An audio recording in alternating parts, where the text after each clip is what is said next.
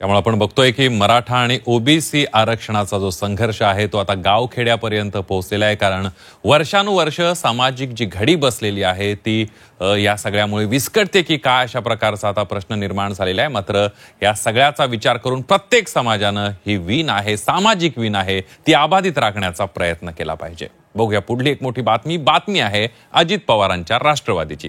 अजित पवारांच्या राष्ट्रवादीच्या गुलाबी थीमची प्रचंड चर्चा झाली होती। विधानसभा निवडणुकीआधी केलेल्या कॅम्पेनिंग मध्ये अजित पवारांच्या राष्ट्रवादीनं गुलाबी रंग वापरला होता। आता पुन्हा एकदा राष्ट्रवादी काँग्रेसच्या व्यासपीठावर गुलाबी रंग पाहायला मिळाला आणि त्याची एकदा पुन्हा चर्चा सुरू झाली आहे। विधानसभा निवडणुकीवेळी अजित पवारांनी गुलाबी रंग परिधान केला होता। अजितदादांच्या राष्ट्रवादीनं केलेल्या गुलाबी कॅम्पेनची प्रचंड चर्चा झाली होती। त्यानंतर विधानसभा निवडणुकीत दादांच्या राष्ट्रवादीला चांगलं यशही मिळालं।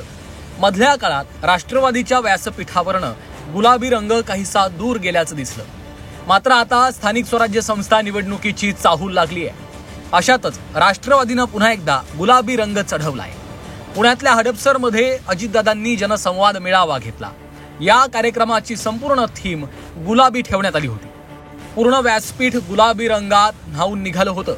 लोकांना प्रत्यक्ष भेटून त्यांच्या समस्या अजितदादा सोडवताना दिसले। खूप दिवसांनंतर राष्ट्रवादीच्या व्यासपीठावर गुलाबी रंग परत आल्यामुळे चर्चांना उधाण आलंय। आम्ही 24/7 इलेक्शनच्या तयारीमध्ये असतोच। ही आमची 5 वर्ष चालू असते। झालेली इलेक्शन झाली की दुसऱ्या दिवशीपासून परत 5 वर्षांनी होण्याच्या इलेक्शनच्या तयारीला राष्ट्रवादी लागलेली असते। सगळेच पक्ष तसं करतात। त्यामुळे असं काहीही नाहीये। राहिला प्रश्न तुम्ही रंगाचा विचारला। रंगाचा विषय असा आहे, गुलाबी हा प्रेमाचा रंग आहे, बाकी सगळे वादाचे रंग आहेत। त्याच्यामुळे आम्ही प्रेमाचा रंग करतोय। दादा आणि जनसामान्याच्यात प्रेम निर्माण व्हावं म्हणून हा रंग आहे आमचा।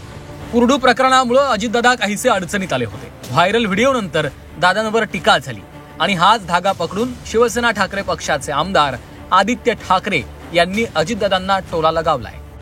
आता म्हणूनच मग लाडक्या बहिणींवर कारवाई होणार की न्याय मिळणार हे उत्तर पाहिजे।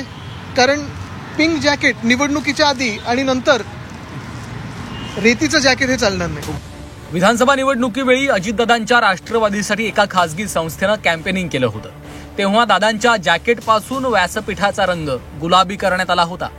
गुलाबी रंगाचा निवडणूक प्रचारात अजितदादांना फायदा झाल्याचं बोललं जात होतं। आता स्थानिक स्वराज्य संस्थांच्या तोंडावर अजितदादांनी पुन्हा एकदा गुलाबी रंग परिधान केलाय। त्यामुळे येत्या निवडणुकीत दादांचा करिश्मा चालणार का याकडे लक्ष लागलंय। ब्युरो रिपोर्ट, झी 24 तास।